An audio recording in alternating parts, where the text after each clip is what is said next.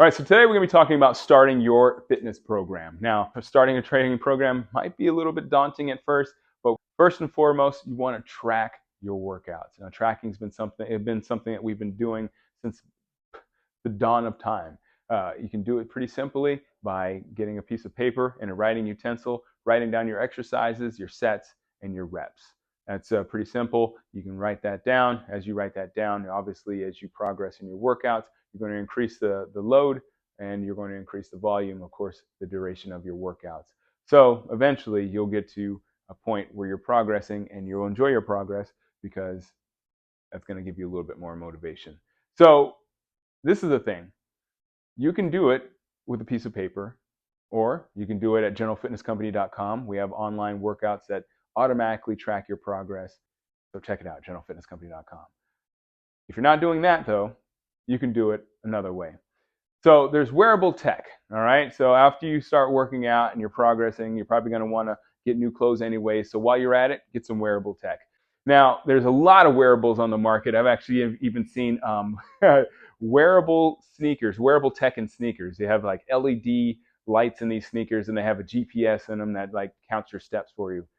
I don't know how successful that's going to be in the future, but I do know right now the most popular wearables are rings as well as watches. Now, here I have my Garmin watch and my Oura ring. Now, my Garmin watch, this is actually my fourth iteration. Actually, you can see, I don't know if you can see it, but the band is kind of coming off a little bit. I got to get a new band, but it's my favorite watch of all the iterations that I've had so far because of the technology. As you know, wearables have gone through a massive transition since they first started. I remember when I first got my first wearable, it was a pedometer that I got from the presidential fitness test. I used to put it on my belt or my shoe, and I used to track my steps, and I would consistently get over 10,000 steps. Now, well, we've had progress in technology. You have these watches now. Well, back in the day, I remember when as I said, my first watch was a regular watch that pretty much just tracked my steps, and I think it maybe gave me my heart rate. As we started increasing our technology, we had GPS technology available, and as well as the VO2 Max. And even some smartwatches give you the ability to track your sleep.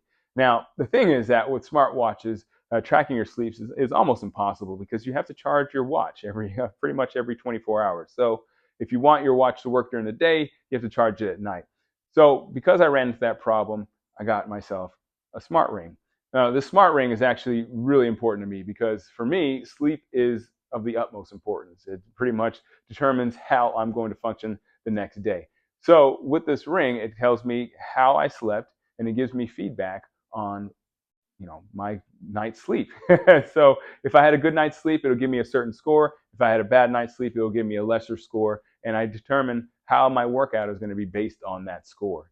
So as I said, you want to get this wearable tech because it's going to help you track your data points. It's going to give you some feedback on what you're doing, and it's going to give you some essentially some direction on what you need to do to continue on your fitness journey.